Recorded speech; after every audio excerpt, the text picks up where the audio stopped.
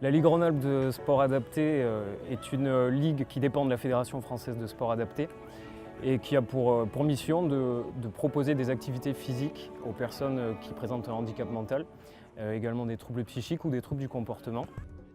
Elle compte 6 comités départementaux, à savoir l'Ain, la Drôme-Ardèche, l'Isère, la Loire, le Rhône et la Savoie-Haute-Savoie, qui vont fédérer ensuite plus de 60 clubs en 2012, qui représentent à peu près 5000 licenciés, ce qui en fait la première ligue en termes de licenciés justement en France.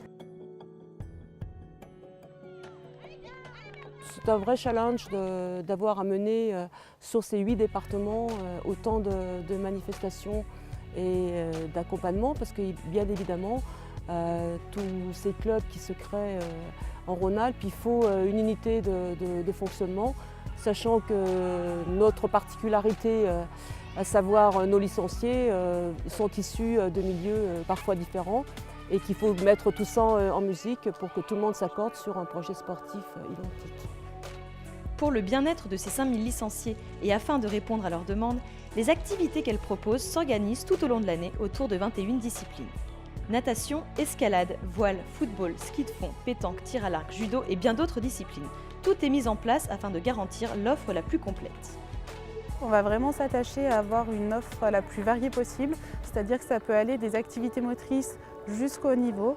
Pour les activités motrices, on va s'adresser à un public qui présente un handicap important, jusqu'au niveau où là on est plutôt sur des publics au contraire qui ont un potentiel sportif conséquent. On va travailler beaucoup avec le secteur médico-social, c'est-à-dire que souvent les personnes en situation de handicap mental vont être sur des structures spécialisées et du coup on travaille en partenariat également avec ces structures pour les inviter sur nos journées, qu'ils puissent participer, découvrir une activité et puis parfois s'ils le souhaitent pouvoir la poursuivre ensuite sur un club de manière plus régulière.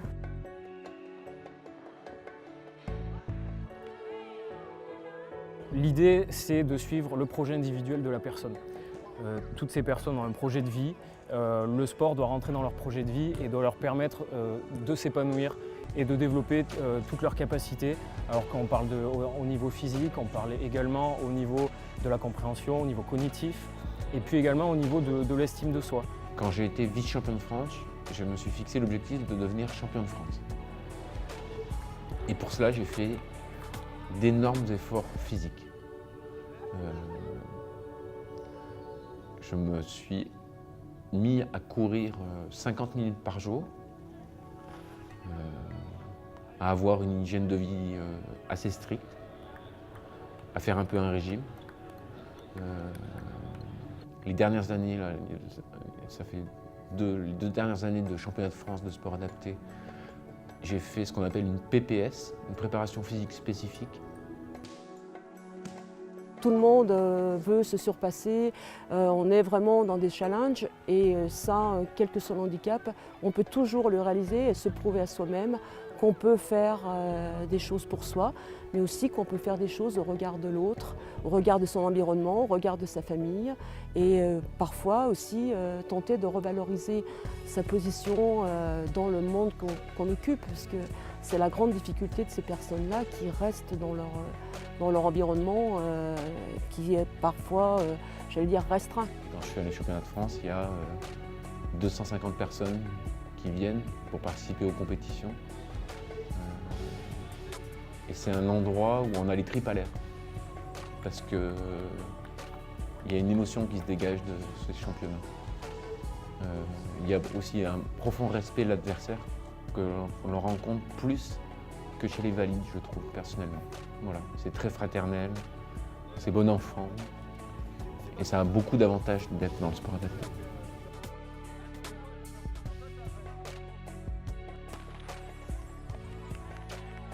Si la Ligue peut proposer une offre multidisciplinaire, c'est qu'elle bénéficie d'atouts géographiques qui font de la région Rhône-Alpes un terrain de jeu incroyable.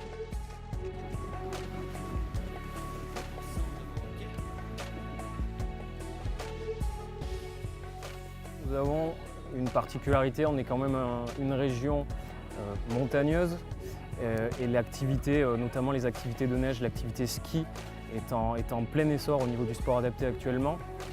Nous avons depuis une équipe de France qui a pu participer au dernier championnat du monde de ski. Et effectivement, dans cette sélection, nous retrouvons énormément de sportifs de la région Rhône-Alpes. Donc là, c'est un point fort, les sports de montagne, les sports de neige, et puis tous les sports de pleine nature.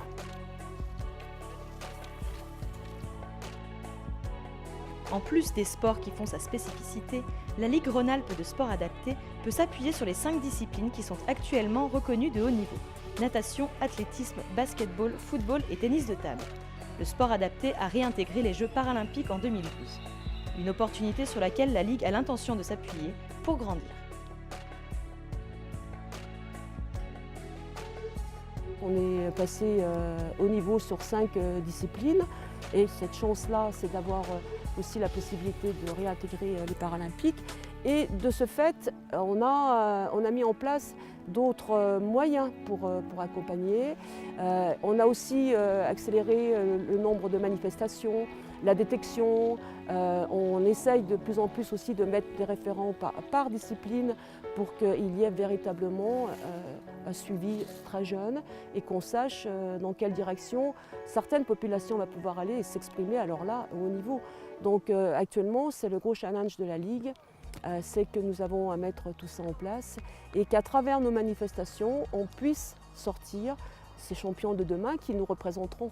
Il ne faut pas se cacher du fait qu'on a besoin de locomotives comme toutes les autres disciplines et plus on en aura, plus tous les autres qui seront derrière auront la chance de s'entendre et aussi de se faire écouter et par là même de montrer que le mouvement sport adapté est une vraie finalité en soi et non pas un lien qui est simplement lié à l'handicap mental.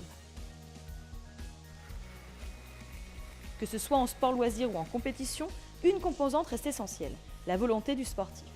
Ce n'est qu'à partir de celle-ci que les encadrants vont pouvoir participer au plaisir et à l'épanouissement de chacun. L'accompagnement humain est important, mais ne doit pas prévaloir sur les désirs des participants. Les sportifs sont sur une démarche volontaire qui est souvent accompagnée par leurs éducateurs lorsqu'ils sont en foyer ou en structure et également par les familles. Leur engagement se fait comme dans toute fédération, c'est-à-dire qu'ils pratiquent au sein d'un club, donc un club sport adapté, qui va leur permettre de pratiquer l'activité qu'ils veulent. Un club peut proposer plusieurs activités. C'est le même fonctionnement que sur la fédération sport adapté, c'est-à-dire qu'ils peuvent être omnisports et proposer une multitude d'activités. Et là, les sportifs ont le choix. Donc je le rappelle encore une fois, la question du choix et de la volonté du sportif et de la prise en compte de ses besoins, c'est vraiment quelque chose de très important pour nous. Pour que chaque événement soit à la hauteur des attentes, l'ensemble des licenciés peut compter sur l'investissement total de ses encadrants. Pour les voir évoluer au quotidien, Marion peut témoigner de la bonne volonté de tous et de leur investissement. On a une équipe dynamique, volontaire, qui est toujours partante pour pouvoir organiser un maximum de journées et ce en respectant les règles de sécurité, un contenu qui soit intéressant, un encadrement qui soit formé. On a également, je trouve, une très belle équipe de bénévoles qui sait se mobiliser sur les manifestations et venir nous aider. Et du coup, je pense qu'on peut être qu'un moteur dans la vie fédérale qui permet à l'ensemble du mouvement d'avancer avec les autres collègues.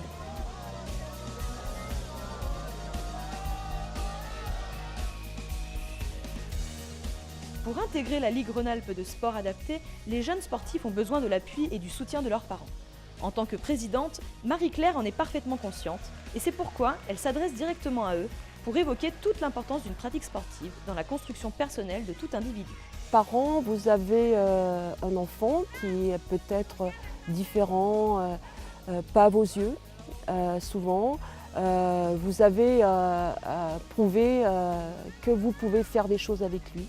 Vous avez aussi lui faire prouver qu'il peut aussi s'émanciper d'une manière différente et que cette différence, à travers le corps, elle peut aussi disparaître. Et on peut travailler sur le regard des autres et que c'est en travaillant sur le regard des autres qu'on gagne sa citoyenneté.